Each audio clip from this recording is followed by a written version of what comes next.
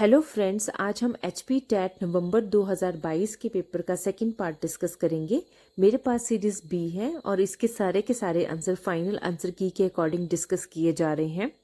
Friends, अगर आपको मेरी वीडियो थोड़ी ज़्यादा लंबी लगती है तो आप प्लीज़ फ़ोन की सेटिंग में जाकर वीडियो को फास्ट कर सकते हैं और वीडियो देख सकते हैं। तो चलिए, आज का क्वेश्चन नंबर हमारे पास है 12। साइकोलॉजी क्या है? तो सबसे पहले तो हमें पता होना चाहिए कि साइकोलॉजी क्या है। साइकोलॉजी किसी पर्सन के बिहेवियर को स्टडी करना ही साइकोलॉजी कहलाता है। जब हम अलग अलग पर्सन के बिहेवियर को अलग अलग सिचुएशन में स्टडी करते हैं, उसी को साइकोलॉजी बोला जाता है। तो psychology is a social science. अब सबसे पहले तो ये क्वेश्चन बनता है कि साइकोलॉजी शब्द का सबसे पहले प्रयोग किसने किया था? तो साइकोलॉजी शब्द का सबसे पहले प्रयोग जो है वो रुडोल्फ गोखले ने किया था। रुडोल्फ गोखले ने सबसे पहले जो है वो साइकोलॉजी शब्द का प्रयोग किया था। अब साइकोलॉजी जो है वो किसका पार्ट है? तो साइकोलॉजी जो है वो फिलॉसफी का ही पार्ट है। तो सेकंड पॉइंट इसमें ये बन जाता है कि साइकोलॉजी जो है वो किसका पार्ट है? Psychology is the part of philosophy. अब नेक्स्ट इसमें से जो क्वेश्चन बन सकता है कि साइकोलॉजी शब्द जो है वो कहाँ से ड्राइव हुआ है? तो साइकोलॉजी शब्द जो है वो एक ग्रीक वर्ड है जो दो शब्दों से मिलकर बना है, psyche plus logos. Psyche means Saul and logos mean study. तो साइकोलॉजी को सबसे पहले जो बोला जाता था, इसको डिफाइन किया गया स्टडी ऑफ साउल। ये किसने बोला? ये दिया था हमारे पास एरिस्टोटल ने। उसके बाद कुछ टाइम के बाद इसको बोला गया, थोड़ा चेंज किया गया इसमें, और इसको बोला गया स्टडी ऑफ माइंड। तो साइकोलॉजी को स्टडी ऑफ माइंड किसके द्वारा बोला गया? विलियम जेम्स के द्वारा। तो यहाँ से भी क्वेश्चन बन सकता है पेपर में कि साइकोलॉजी को स्टडी ऑफ माइंड किसके द्वारा डिफाइन किया गया? तो हमारा आंसर होगा विलियम जेम्स। उसके बाद फिर इसमें थोड़ी सा चेंजिंग इसमें लाए गए, मॉडिफिकेशन इसमें किया गया। उसके बाद साइकोलॉजी को बोला गया स्टडी ऑफ कॉन्शियसनेस। तो ये किसने बोला? Study of consciousness William won't ने बोला। उसके बाद फिर से थोड़े से इसमें चेंज किए गए और साइकोलॉजी को बोला गया स्टडी ऑफ बिहेवियर। तो साइकोलॉजी को स्टडी ऑफ बिहेवियर किसके द्वारा बोला गया? जेबी वाटसन के द्वारा। तो इसके अलावा हम इसमें से कुछ और क्वेश्चन भी डिस्कस कर लेते हैं कि जेबी वाटसन को क्या बोला जाता है। हम पहले भी वीडियोस में डिस्कस कर चुके हैं। तो जेबी वाटसन को बोला जाता है फादर ऑफ बिहेवियरिज्म। उसके बाद है हमारा विलियम वोंट। इनको क्या बोला जाता है? इनको फादर ऑफ साइकोलॉजी भी बोला जाता है या फिर फादर ऑफ एक्सपेरिमेंटल साइकोलॉजी भी बोला जाता है। क्यों? क्योंकि इन्होंने लिप्जिंग जर्मनी में फर्स्ट लेबोरेटरी जब वो एस्टेब्लिश करी थी, कब? 1879 में। तो ये बहुत ही इंपॉर्टेंट क्वेश्चन है। प्लीज़ इनको मेरे साथ रिवाइज करें ताकि ये आपके दिमाग में बिल्कुल अच्छे से बैठ जाएं। अब नेक्स्ट क्वेश्चन है हमारा, adolescence is the period of stress and strain, who said these word? Adolescence को स्ट्रेस और स्ट्रेन का पीरियड जो है वो किसके द्वारा बोला गया? तो ये भी बहुत ही इंपॉर्टेंट डेफिनेशन है जो मैक्सिमम टाइम जो है वो पेपर में आती है। तो ये बोला गया किसके द्वारा? स्टैनली हॉल के द्वारा। नेक्स्ट क्वेश्चन है, which of the following is not a psychological learning theory? Psychological learning theory कौन सी नहीं है? नहीं बताना है हमने इनमें से। तो इनसाइट थ्योरी ऑफ लर्निंग ये आपने पढ़ी है, तो इसका आंसर ये भी नहीं होगा। नेक्स्ट है cognitive field theory. Cognitive field theory जो है ये दी थी एडवर्ड टॉलमैन के द्वारा दी गई थी। और रीइंफोर्समेंट भी थ्योरी आपने पढ़ी है। रीइंफोर्समेंट थ्योरी कौन सी थ्योरी है? ऑपरेंट कंडीशनिंग थ्योरी को ही रीइंफोर्समेंट थ्योरी बोला जाता है। तो इसका आंसर क्या आ जाएगा? Mental discipline. हमसे पूछा गया था कि कौन सी थ्योरी जो है वो साइकोलॉजिकल लर्निंग थ्योरी नहीं है, तो वो आ जाएगा आंसर इसका मेंटल डिसिप्लिन। अब इसको थोड़ा सा डिटेल में हम रिवाइज कर लेते हैं। इनसाइट थ्योरी ऑफ लर्निंग हम पहले भी पढ़ चुके हैं। ये किसने दी थी? Insight theory of learning Kohler and Koffka के द्वारा दी गई थी। इनसाइट थ्योरी ऑफ लर्निंग किसके द्वारा दी गई थी? कोहलर और कोफका के द्वारा दी गई थी। इनको गेस्टाल्टिस्ट भी बोला जाता था। तो पेपर में ये भी क्वेश्चन आता है कि गेस्टाल्टिस्ट किनको बोला जाता है? कोहलर, कोफका और बर्दीमर, इनको क्या बोला जाता है? गैस्टोल्टिस्ट बोला जाता है। और गैस्टोल्ट का मतलब क्या होता है? As a whole. ये cognitive field theory, cognitive field theory जो थी ये किसने दी थी? ये एडवर्ड टॉलमैन के द्वारा दी गई थी। ये क्या थे? ये एक अमेरिकन साइकोलॉजिस्ट थे। ये क्या बिलीव करते थे? ये बिलीव करते थे एक्टिव लर्निंग में, ना कि पैसिव लर्निंग में। ये वो इनका कहना था कि कोई भी चीज़ हमें बैठे बिठाए हमारे दिमाग में नहीं बैठ सकती, उसके लिए हमें एक्टिवली पार्टिसिपेट करना पड़ेगा। हम एक्टिव होके ही किसी चीज़ को लर्न कर सकते हैं। और इन्होंने एक जो कंसेप्ट दिया था वो दिया था कॉग्निटिव मैप का। Very important. Cognitive map means landmarks, that is, आप इसको ऐसे याद रख सकते हैं, लैंड मार्क्स। फॉर एग्जाम्पल, जब हम किसी नई जगह पे जाते हैं तो हमें उस रास्ते का आइडिया नहीं होता, तो हम क्या करते हैं? उसके लैंडमार्क्स बनाते हैं कि हम यहाँ से आए थे और यहाँ पे हमने राइट टर्न लिया था, फिर वहाँ पे एक कुआं आया था। ऐसे ऐसे हम जो है वो उसके लैंडमार्क्स बनाते हैं। तो टॉलमैन ने क्या बोला था कि हम एक्टिव होके ही जो क्या कर सकते हैं? सीख सकते हैं, किसी भी चीज़ को हम सीख सकते हैं। तो इसमें कंफ्यूज बिल्कुल ना हो, कॉग्निटिव फील्ड थ्योरी जो है वो किसके द्वारा दी थी? एडवर्ड टॉलमैन के द्वारा दी गई थी। और एक थी हमारे पास कॉग्निटिव डेवलपमेंट थ्योरी, वो किसने दी है? वो जीन पियाजे के द्वारा दी गई थी। नेक्स्ट है रीइंफोर्समेंट थ्योरी। तो रीइंफोर्समेंट थ्योरी जो है इसको आरएस थ्योरी भी बोला जाता है। और ये किसने दी थी? ये बीएफ स्किनर के द्वारा दी गई थी, जिसपे इन्होंने एक रैट और पिजन के ऊपर एक्सपेरिमेंट किया था, जिसको हम अपनी पुरानी वीडियोस, प्रीवियस वीडियोस में डिटेल में डिस्कस कर चुके हैं। तो नेक्स्ट क्वेश्चन है हमारा, क्वेश्चन है which of the following theory is associated with law of effect.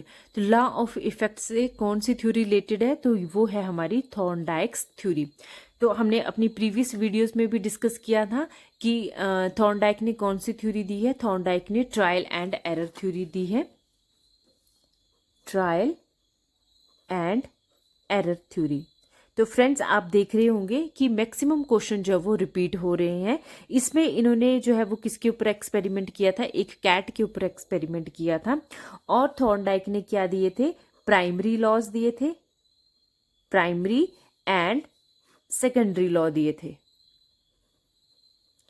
Primary law जो थे वो कितने थे? हमारे पास 3 प्राइमरी लॉ थे, जो कि बहुत ही ज्यादा इंपॉर्टेंट है, यहां से पेपर में क्वेश्चन आता है।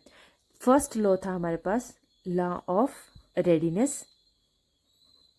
लॉ ऑफ रेडीनेस मीन्स जब कोई बच्चा पढ़ने के लिए या कुछ सीखने के लिए, कोई भी इंसान जब सीखने के लिए रेडी है वो तभी सीख सकता है, जबरदस्ती आप उसे नहीं सिखा सकते। जैसे ये भी बोला जाता है कि जब आप क्लास में जाते हैं बच्चों को तभी पढ़ाएं जब वो सीखने के लिए रेडी हैं, जबरदस्ती करेंगे तो वो कुछ नहीं सीख पाएंगे। सेकंड था हमारे पास लॉ ऑफ एक्सरसाइज। मीन्स जो भी चीज़ हमने पढ़ी है या सीख, तब तक अगर हम उसका बार बार अभ्यास नहीं करेंगे तो वो चीज़ हमें क्या हो जाएगी? भूल जाएगी, या हम उसको इफेक्टिव तरीके से नहीं सीख सकते हैं।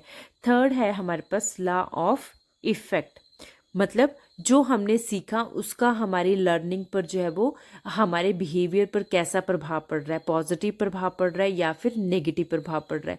जैसे सपोज हम कई बार साइकिल चलाना सीख रहे हैं और साइकिल चलाते चलाते हम जब वो गिर गए तो उसका क्या हो गया? फिर हम डर गए और उसके बाद हमने साइकिल चलाना छोड़ दिया, तो उसका क्या प्रभाव पड़ा हमारे पर? नेगेटिव प्रभाव पड़ा। और अगर हम साइकिल चलाते चलाते बैलेंस बनाना सीख जाते हैं तो वो कैसा प्रभाव डालेगा हम पे? एक पॉजिटिव प्रभाव डालेगा। उसके बाद हम सोचेंगे कि हम थोड़ा और प्रैक्टिस करें और हम स्कूटी चलाने की कोशिश करें। तो ये जो प्राइमरी लॉज थे ये किसने दिए थे? वेरी इंपॉर्टेंट, और ये दिए थे थॉर्नडाइक ने।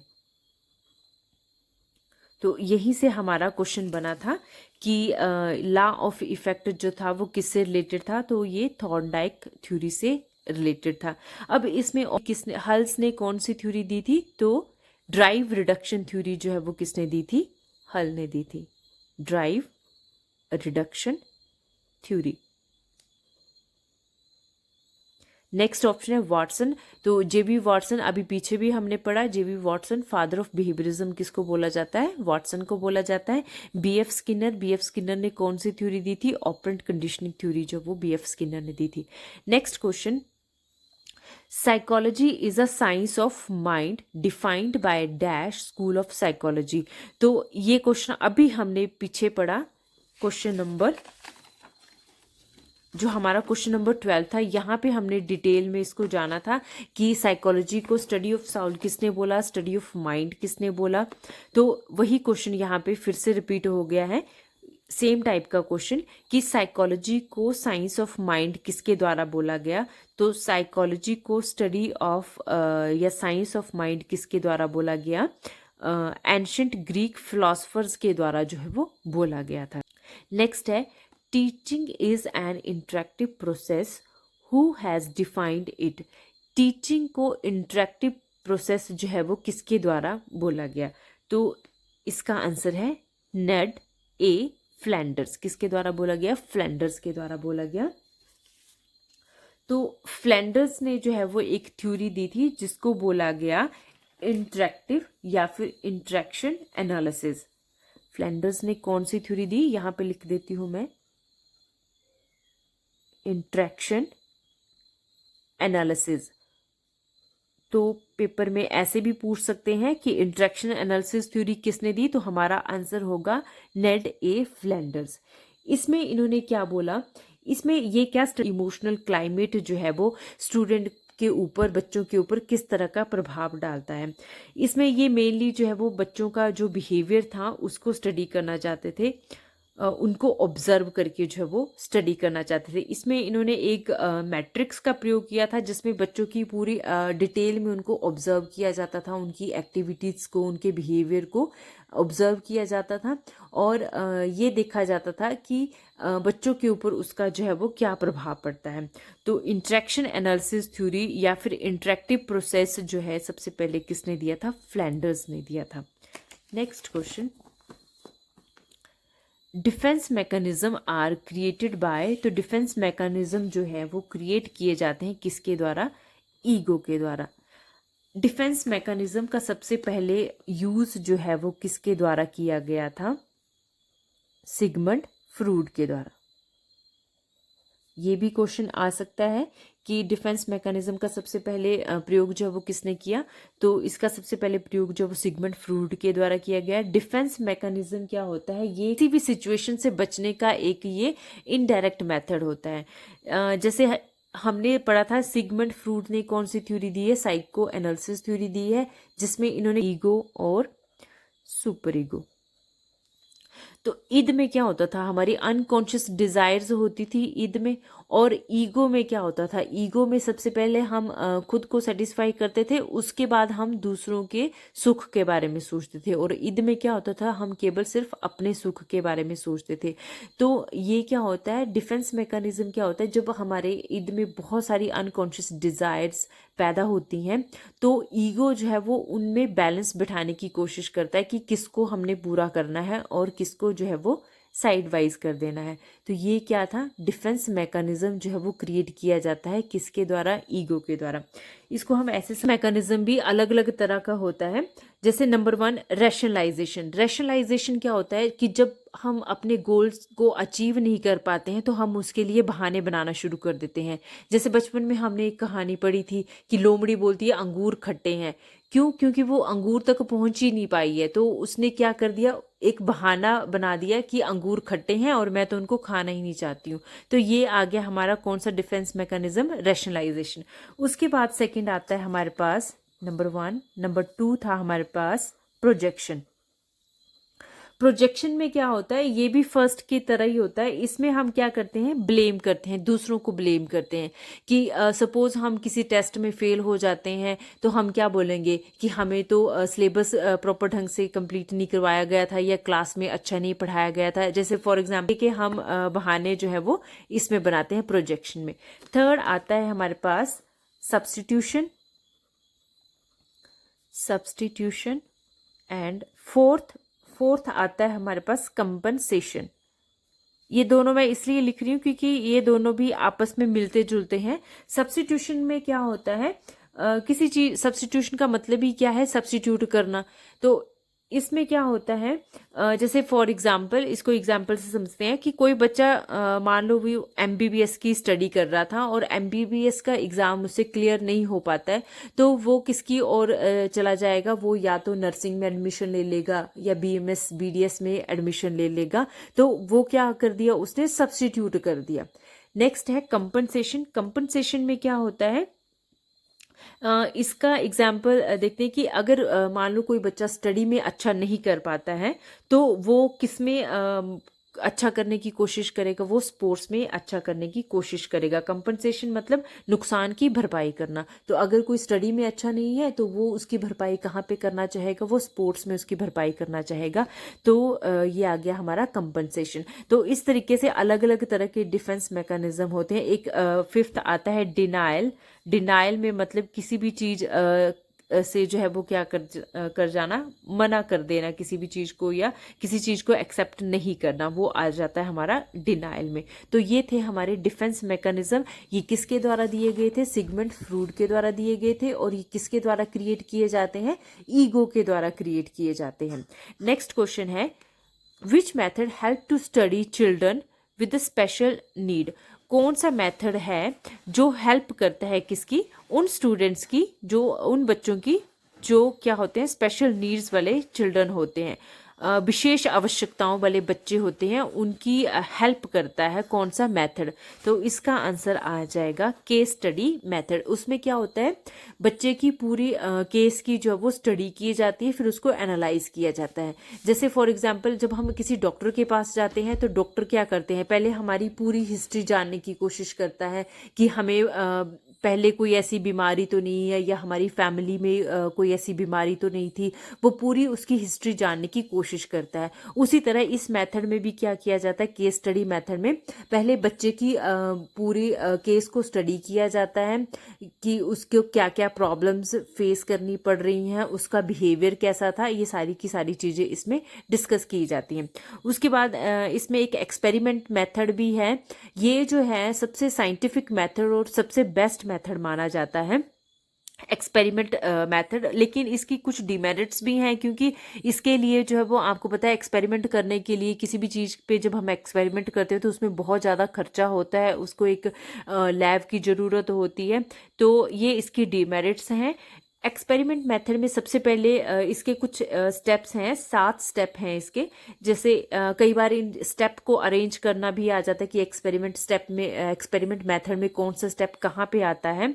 तो इसमें सबसे पहले प्रॉब्लम को स्टडी किया जाता है। पहले सबसे पहले देखा जाएगा कि प्रॉब्लम क्या है। उसके बाद सेकंड स्टेप इसमें आता है हाइपोथेसिस।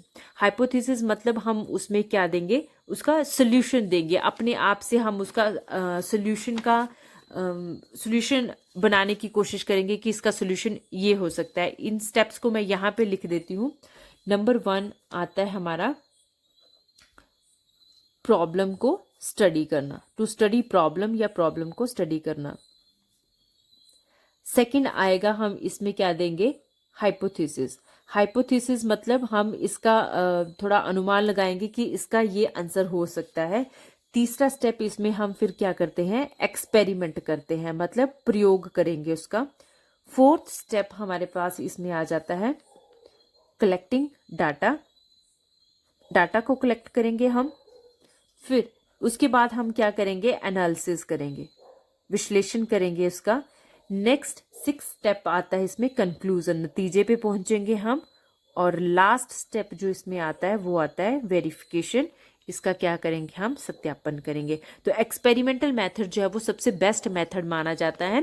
इससे पहले हमने प्रीवियस वीडियो में ये भी क्वेश्चन डिस्कस किया था कि सबसे पुराना मेथड कौन सा है, इंट्रोस्पेक्शन मेथड। तो इंट्रोस्पेक्शन मेथड में क्या स्टडी किया जाता है, इंट्रोस्पेक्शन स्वयं को हम स्टडी करते हैं।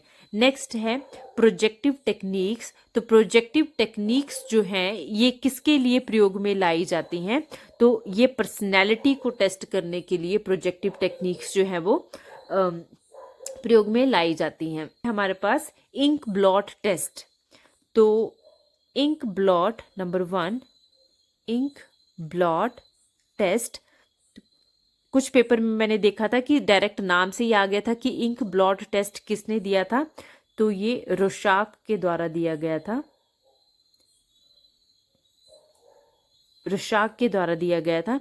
तो इसको रोशाक इंक ब्लॉट टेस्ट भी बोला जाता है। इसमें उन्होंने 5 कार्ड्स का यूज़ किया था, और जैसे किसी भी पर्सन के सामने वो इमेज या फिर एक कार्ड जिसके ऊपर इंक, एक साइड इंक लगा दी जाती थी, फिर उसको फोल्ड कर दिया जाता था, तो सेम पैटर्न जो है वो वहाँ पे बन जाता था। तो ये पर्सनैलिटी को मेज़र करने का एक बहुत ही जो है वो फेमस मेथड था। उसके बाद सेकंड आता है हमारे पास एक और भी बहुत इंपॉर्टेंट है हमारे पास मेथड, टैट, TAT। इसकी फुल फॉर्म आ जाती है कई बार पेपर में, that is thematic appreciation test.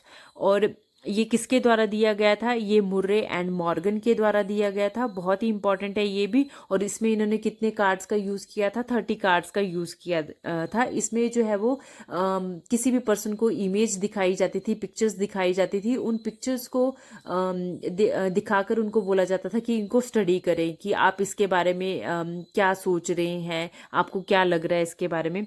उसके बाद था हमारे पास एक आता है हमारे पास रोजन वेग पिक्चर फ्रस्ट्रेशन टेस्ट, रोजन वेग पिक्चर फ्रस्ट्रेशन टेस्ट। इसमें क्या किया जाता है, पर्सन को जो है वो पिक्चर्स दिखा के या जानबूझ के उसको जो है वो गुस्सा दिलाया जाता था, ये स्टडी करे, उसका बिहेवियर स्टडी करने के लिए कि इस सिचुएशन में ये कैसे बिहेव करता है। लास्ट था हमारा एक और है हमारे पास सेंटेंस कंप्लीशन टेस्ट। इसमें क्या किया जाता है, इस टेस्ट में क्या किया जाता है, जैसे किसी भी बच्चे को कुछ सेंटेंस दे दिया जाएगा, आधा अधूरा सेंटेंस दे दिया जाएगा, और उसको बोला जाएगा कि इसको आगे कंप्लीट करे। जैसे फॉर एग्जांपल हमने बोल दिया कि my father is dash dash, तो अब कोई बच्चा क्या बोलेगा उसके लिए कि my father is smart, handsome या ऑनेस्ट, हार्ड वर्किंग, कुछ भी बोल सकते हैं वो। तो इस तरीके से बच्चों के बिहेवियर को, उनके माइंड को जब वो स्टडी किया जाता था। प्रोजेक्टिव टेक्निक्स जो है वो किस लिए यूज़ की जाती थी, ये पर्सनैलिटी को असेस करने के लिए जो है वो इन टेक्निक्स का प्रयोग किया जाता है। ये बहुत सारी टेक्निक्स हैं, अलग अलग टेक्निक्स हैं, जिनमें से पेपर में क्वेश्चन जो है वो बन सकते हैं। तो आई होप फ्रेंड्स आपको मेरी वीडियो अच्छी लगी हो। अगर वीडियो अच्छी लगी हो तो प्लीज़ इसे लाइक, शेयर और सब्सक्राइब करें। धन्यवाद।